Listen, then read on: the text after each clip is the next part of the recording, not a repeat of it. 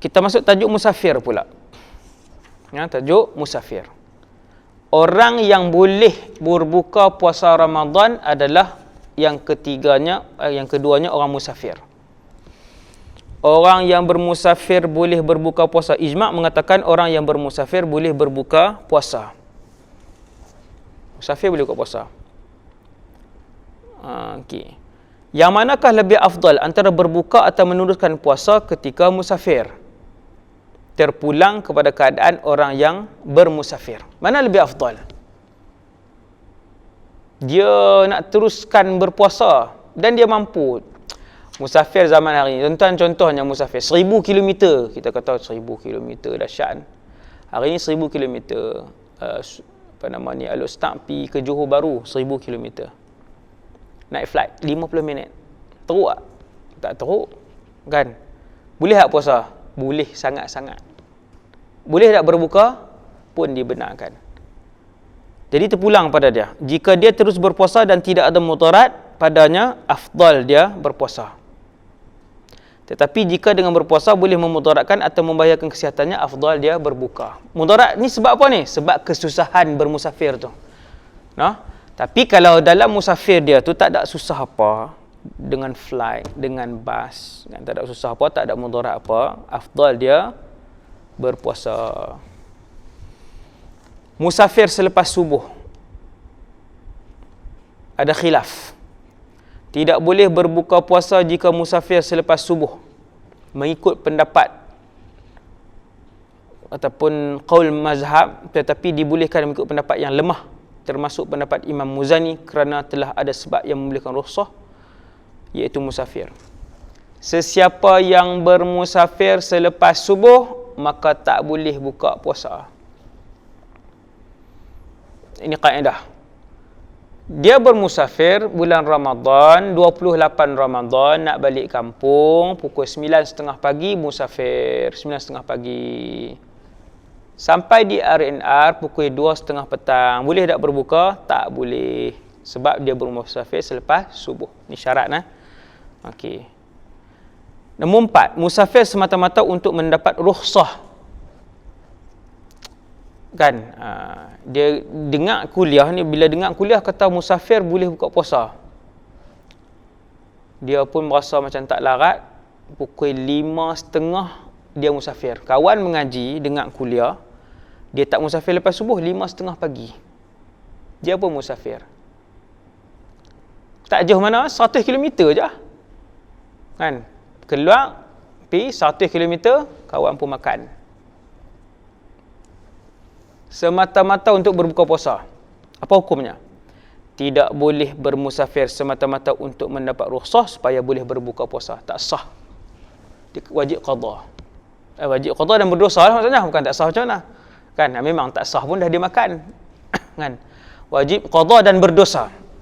Orang yang bermusafir semata-mata untuk mendapat rukhsah, dia wajib qada. Puasanya memang tak salah sebab dia makan, dan dia berdosa. Berbuka ketika sampai di rumah setelah musafir. Tidak dibolehkan berbuka bagi orang yang bermusafir ketika sampai di rumah, mengikut Al-Imam Al-Qadhi Abi Tayyib dan jumhur ulama al-ashab. Walau bagaimanapun boleh menurut Ibnu Abu Hurairah, seperti yang dinukilkan oleh Al-Imam Al-Mawardi. Tak boleh buka orang yang musafir ketika sampai di rumah. Waktu dia sampai di rumah tu, dia tidak dibolehkan berbuka puasa. Dia kena teruskan berpuasa waktu dia dah sampai di rumah.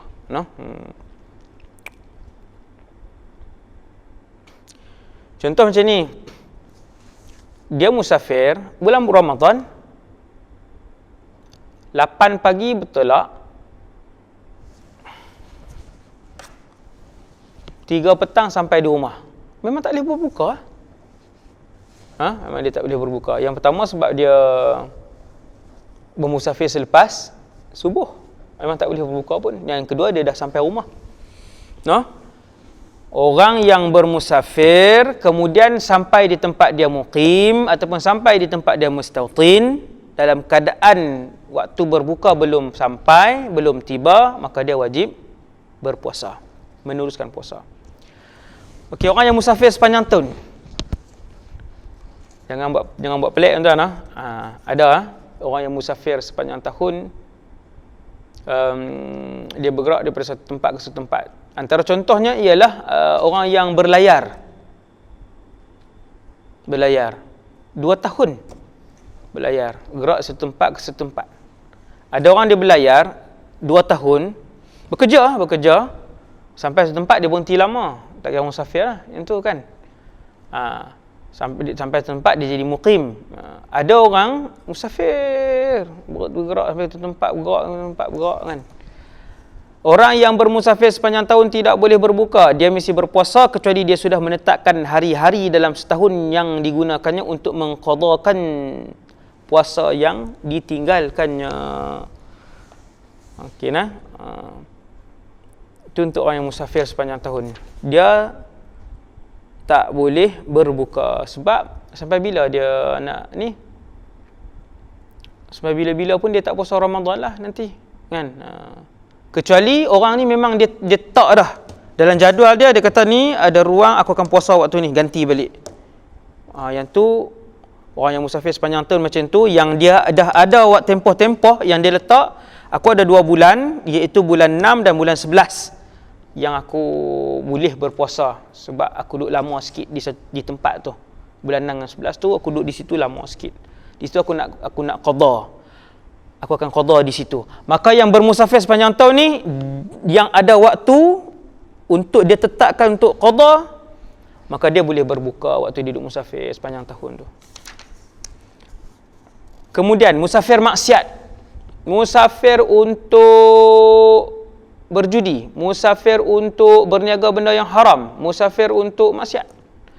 Ijma' ulama mengatakan tak boleh berbuka. Maksudnya tak boleh untuk tidak berpuasa dalam Ramadan bagi orang yang musafir maksiat.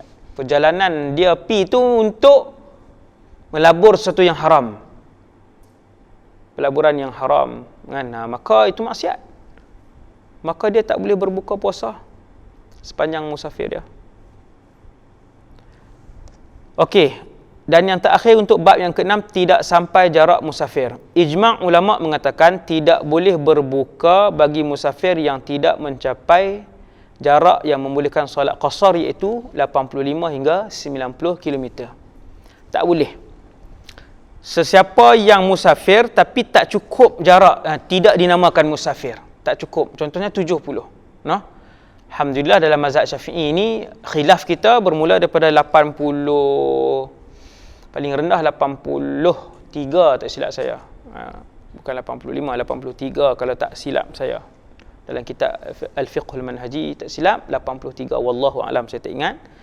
Tapi macam itulah khilaf di kalangan ulama Syafi'iyah antara 80 ke atas. 80 dan ke atas, baru dinamakan musafir. Kurang daripada tu tidak dinamakan musafir. Wallahu taala a'lam.